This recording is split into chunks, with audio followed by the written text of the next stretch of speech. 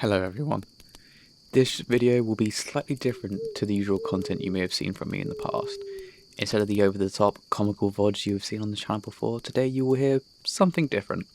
I want to welcome you to my new series, The Bonfire Between Quests. This will be a new series where you can tune in and tune out, as it were. This series' main purpose is to highlight the various in-game texts and lore books you may have found while playing your favourite games, but never quite found the time to read. Maybe you were too focused on the quest at hand. Maybe reading just is not your thing. Or maybe you simply told yourself you'd get round to it one day, but you never did.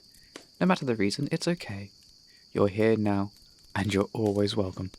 So why don't you pull up a seat next to the bonfire and join me as I spin you a tale for your listening pleasure.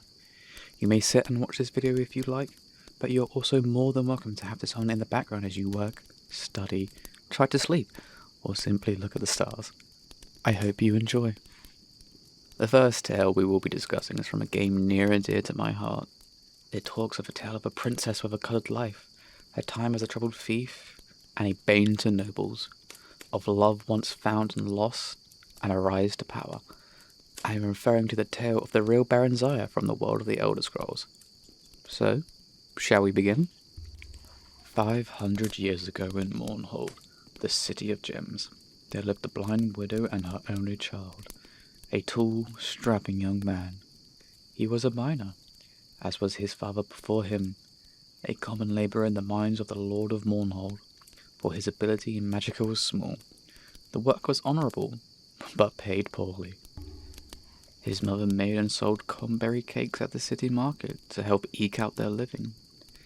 They did well enough, she said. They had enough to fill their bellies. No one could wear more than one suit of clothing at a time, and the roof leaked only when it rained. But Timicus would have liked more. He hoped for a lucky strike at the mines, which would garner him a large bonus. In his free hours he enjoyed hoisting a mug of ale in the tavern with his friends, and gambling with them at cards. He also drew the eyes and sides of more than one pretty elven lass, although none held his interest for long.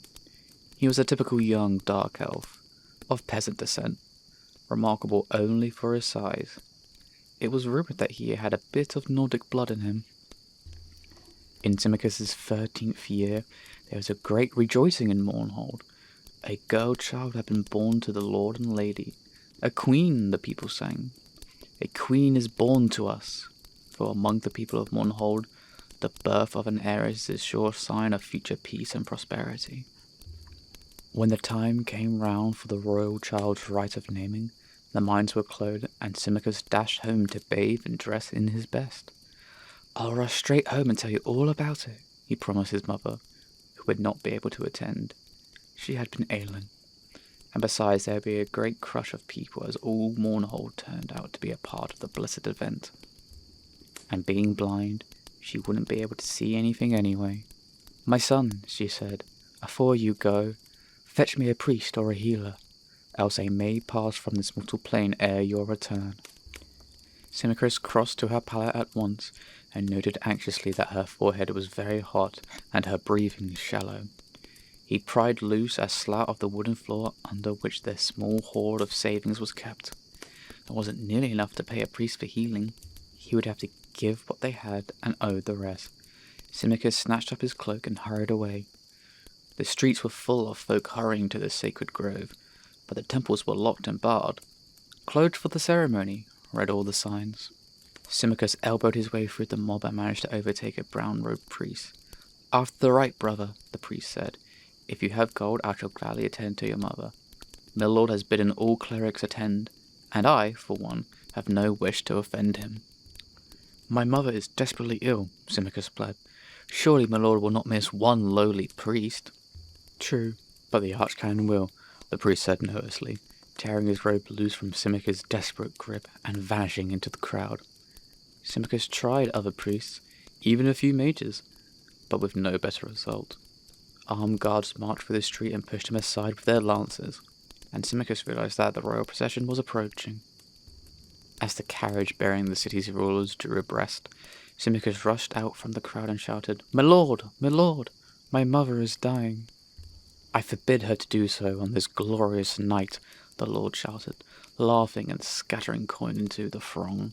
Symmachus was close enough to smell wine on the royal breath. On the other side of the carriage his lady clutched the babe to her breast, and stared slit-eyed at Symmachus. Her nostrils flared in disdain. "Guards," she cried, "remove this oaf." Rough hands seized Symmachus. He was beaten and left dazed by the side of the road. Symmachus, head aching, followed in the wake of the crowd and witnessed the rite of naming from the top of a hill. He could see the brown-robed clerics and blue-robed mages gather near the high-born folk from afar. Barenziah. The name came dimly to Symmachus's ears as the high priest lifted the swaddled babe and proffered her to the twin moons on either side of the horizon, Jone rising, Jode setting. "Behold the Lady Barenziah, born to the land of Mournhold. Grant her thy blessings and thy counsel, ye kind gods, that she may ever rule well over Mournhold, its kin and its weal, its kilth and its ilk. Bless her, all the people intoned along with their lord and lady, hands appraised. Only Symmachus stood silent, head bowed, knowing in his heart that his dear mother was gone, and in silence he swore a mighty oath that he should be his lord's bane, and in vengeance for his mother's needless death, the child Barenziah he should have for his own bride, and that his mother's grandchildren should be born to rule over Mournhold. After the ceremony, he watched impassively as the royal procession returned to the palace. He saw the priest to whom he had first spoken. The man came gladly enough now in return for the gold Symmachus had, and a promise of more afterward. They found his mother dead. The priest sighed and tucked the pouch of gold coins away. "I'm sorry, brother. It's all right. You can forget the rest of the gold. That's all I can do, likely." "Give me back my money," Symmachus snarled. "You've done naught to earn it." He lifted his right arm threateningly. The priest backed away, about to utter a curse, but Symmachus struck him across the face before more than 3 words had left his mouth. He went down heavily, striking his head sharply on one of the stones that formed the fire pit. He died instantly. Symmachus snatched up the gold and fled the city. As he ran, he muttered one word over and over, like a sorcerer's chant. "Barenziah," he said. "Barenziah. Barenziah." Barenziah stood on one of the balconies of the palace, staring down into the courtyard where the soldiers milled, dazzling in their armor. Presently they formed into ordered ranks and cheered as her parents, the lord and lady, emerged from the palace, clad from head to toe in ebony armor, with long purple-dyed fur cloaks flowing behind them. Splendidly caparisoned, shining black horses were brought for them, and they mounted and rode to the courtyard gates, and turned to salute her. "Barenziah," they cried. "Barenziah, our beloved, farewell." The little girl blinked back tears and waved one hand bravely. Her favorite stuffed animal, a grey wolf cub she called Wolfen, clutched into her breast with the other. She had never been parted from her parents before, and had no idea what it meant, save that there was a war in the west, and the name Tiber Septim was on everyone's lips, spoken in hate and dread. "Barenziah," the soldiers cried, lifting their lances and swords and bows. Then her dear parents turned and rode away, night trailing in their wake until the courtyard was nearly emptied. Sometime after came a day when Barenziah was shaken awake by her nurse, dressed hurriedly and borne from the palace. All she could remember of that dreadful time was seeing a huge shadow with burning eyes filling the sky. She was passed from hand to hand. Foreign soldiers appeared, disappeared, and sometimes reappeared. Her nurse vanished and was replaced by strangers, some more strange than others. There were days, or it may have been even weeks, of travel. One morning she awoke to step out of the coach into a cold place with a large grey stone castle, amid empty, endless grey-green hills, covered patchily with grey-white snow. She clutched Wolfen to her breast in both hands and stood blinking and shivering in the grey dawn, feeling very small and very dark in all this endless space, this endless grey-white space. She and Hannah, a brown-skinned, black-haired maid who had been travelling with her for several days, went inside the keep. A large grey white-haired woman with icy grey golden hair was standing beneath a hearth in one of the rooms. She stared at Barenziah with dreadful, bright blue eyes. "She's very black, isn't she?"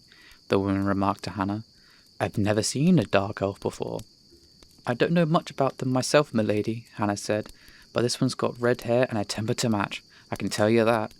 Take care, she bites, and worse." "I'll soon train that out of her," the other woman sniffed. "And what's that filthy thing she's got? Ugh!" The woman snatched the weapon away and threw him into the blazing hearth.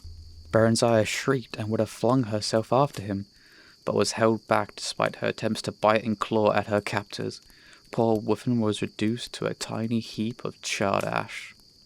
Barenziah grew like a weed transplanted to a Skyrim garden, a ward of Count Sven and his wife, the Lady Inga. Outwardly, that is, she thrived, but always there was a cold and empty place within. "I've raised her as my own daughter," Lady Inga was wont to sigh as she sat gossiping when neighbouring ladies came to visit. "But she's a dark elf. What can you expect?" Barenziah was not meant to overhear these words. At least she thought she was not. Her hearing was keener than that of her Nordic hosts. Other, less desirable dark elfin traits evidently included pilfering, lying, and a little misplaced magic. Just a small fire spell here and a little levitation spell there. And, as she grew older, a keen interest in boys and men, who could provide very pleasant sensations, and to her astonishment, gifts as well. Inga disapproved of this last for reasons incomprehensible to Barenziah, so she was careful to keep it as secret as possible. "She's wonderful with the children," Inga added, referring to her 5 sons, all younger than Barenziah. "I don't think she'd ever let them come to harm." A tutor had been hired when Johnny was 6 and Barenziah 8, and they took their lessons together. She would have liked to have trained in arms as well, but the very idea scandalized Count Sven and Lady Inga. So Barenziah was given a small bow and allowed to play at target shooting with the boys. She watched them at arms practice when she could, sparred with them when no grown-up folk were about, and knew she was good as, or better than they. "She's very proud, though, isn't she?" one of the ladies would whisper to Inga, and Barenziah, pretending not to hear, would nod silently in agreement. She could not help but feel superior to the Count and his lady. There was something about them that provoked contempt. After she came to learn that Sven and Inga were distant cousins of Darkmoor Keep's last titled resident, and she finally understood. They were posers, impostors, not rulers at all. At least, they were not raised to rule. This thought made her strangely furious at them, a good clean hatred, quite detached from resentment. She came to see them as disgusting and repellent insects, who could be despised but never feared.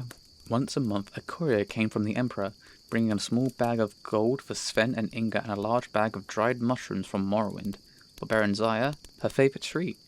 On these occasions she was always made to look presentable, or at least as presentable as a skinny elf could be made to look in Inga's eyes before being summoned into the courier's presence for a brief interview. The same courier seldom came twice, but all of them looked her over in much the same way a farmer would look over a hog he is readying for market. In the spring of her 16th year, Barenziah thought the courier looked as if she was at last ready for market. Upon reflection, she decided she did not wish to be marketed. The stable boy, Straw, a big, muscular blonde lad, clumsy, gentle, affectionate, and rather simple, had been urging her to run off for some weeks now. Barenziah stole the bag of gold the courier had left, took the mushrooms from the storeroom, disguised herself as a boy in one of Johnny's old tunics and a pair of his cast-off breeches. And on one fine spring night, she and Straw took the 2 best horses from the stable and rode hard through the night towards Whiterun, the nearest city of any importance and the place where Straw wanted to be. But Mournhold and Morrowind also lay eastward, and they drew Barenziah as a lodestone draws iron. In the morning they abandoned the horses at Barenziah's insistence. She knew they would be missed and tracked down, and she hoped to throw off any pursuers. They continued on foot until late afternoon, keeping to the side roads, and slept for several hours in an abandoned hut. They went on at dusk and came to Whiterun's city gates just before dawn. Barenziah had prepared a pass of sorts for Straw. A makeshift document stating an errand to a temple in the city for a local village lord. She herself gilded over the wall with the help of a levitation spell. She had reasoned correctly, as it turned out, that by now the gate guard would have been alerted to keep an eye out for a young dark elfin girl and a Nordic boy travelling together. On the other hand, unaccompanied country yokels like Straw were a common enough sight. Alone and with papers, it was unlikely that he would draw any attention. Her plan went smoothly. She met Straw at the temple, which was not far from the gate.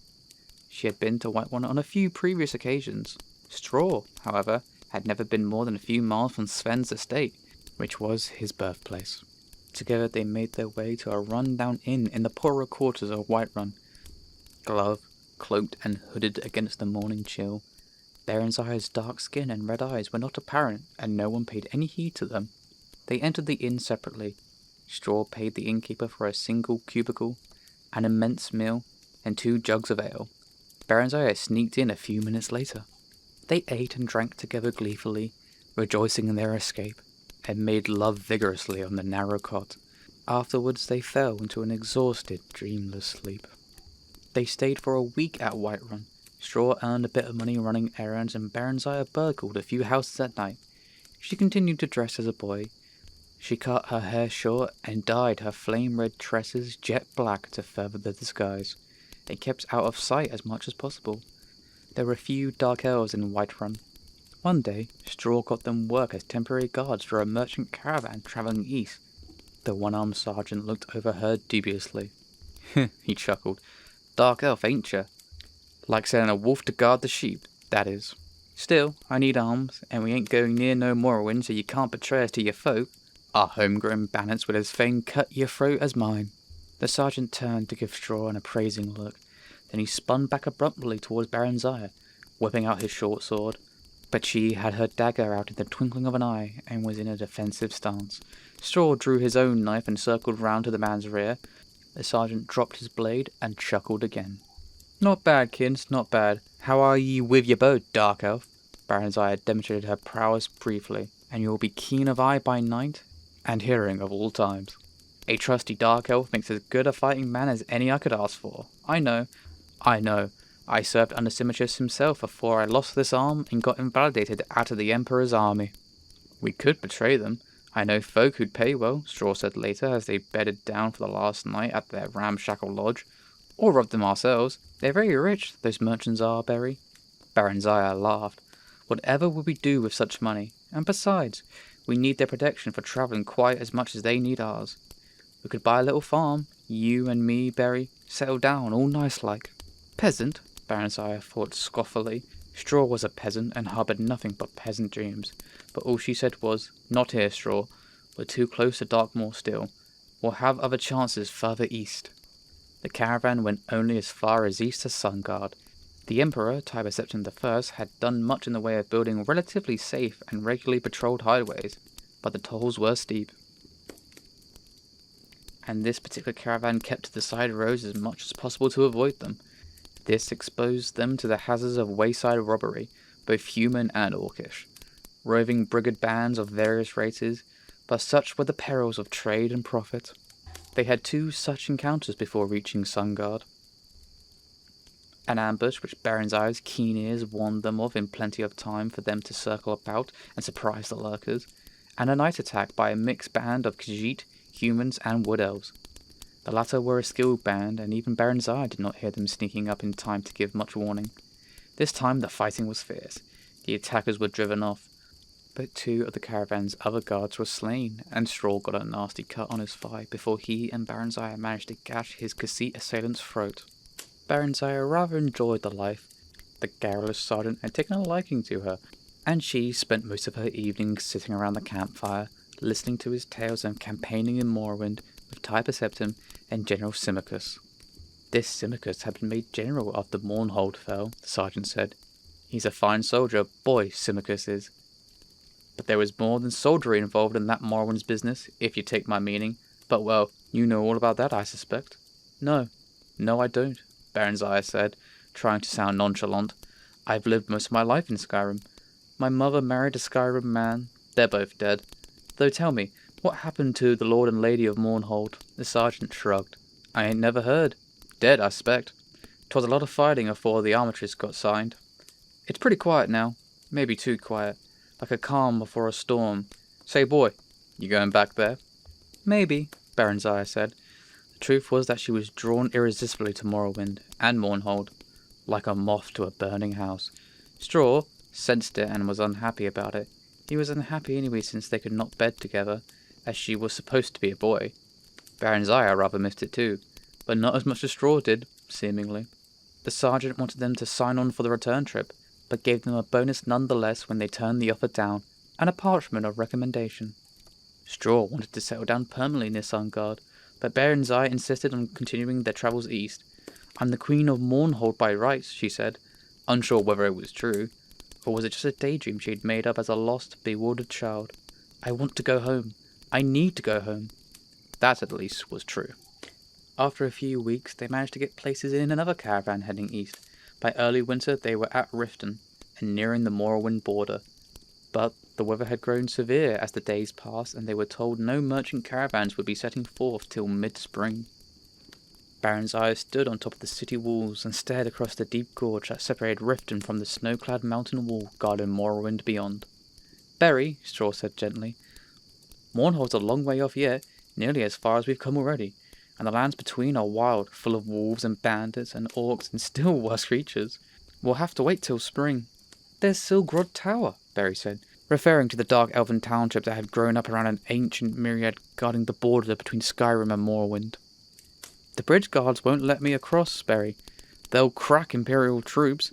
They can't be bribed. If you go alone. I won't try and stop you. But what will you do? Silgrod Tower is full of Imperial soldiers. Will you become a washing woman for them, or a camp follower?"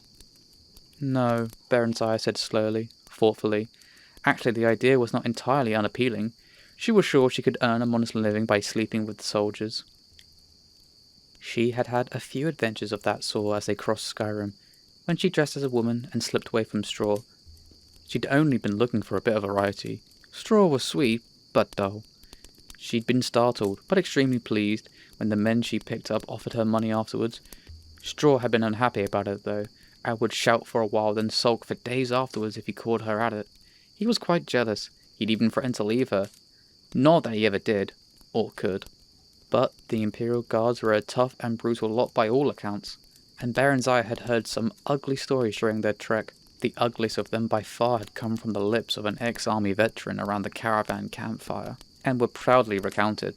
They'd been trying to shock her and Straw, she realized, but she also comprehended that there was some truth behind the wild tales. Straw hated that kind of dirty talk, and hated even more that she had to hear it, but there was a part of him that was fascinated nevertheless. Barenziah sensed this and had encouraged Straw to seek out other women, but he said he didn't want anyone else but her. She told him candidly that she didn't feel that way about him, but she did like him better than anyone else. "Then why do you go with other men?" Straw had asked on one occasion. "I don't know." Straw sighed. "They say dark elven women are like that." Barenziah smiled and shrugged. "I don't know, or... no, maybe I do. Yes, I do know." She turned and kissed him affectionately. "I guess that's all the explanation there is." And that is where we will end it today. I hope you all enjoyed the first volume of The Real Barenziah. I hope you all have a wonderful time wherever you are, and remember, you are always welcome to stop by and hear a tale at the Bonfire between quests. Goodbye for now.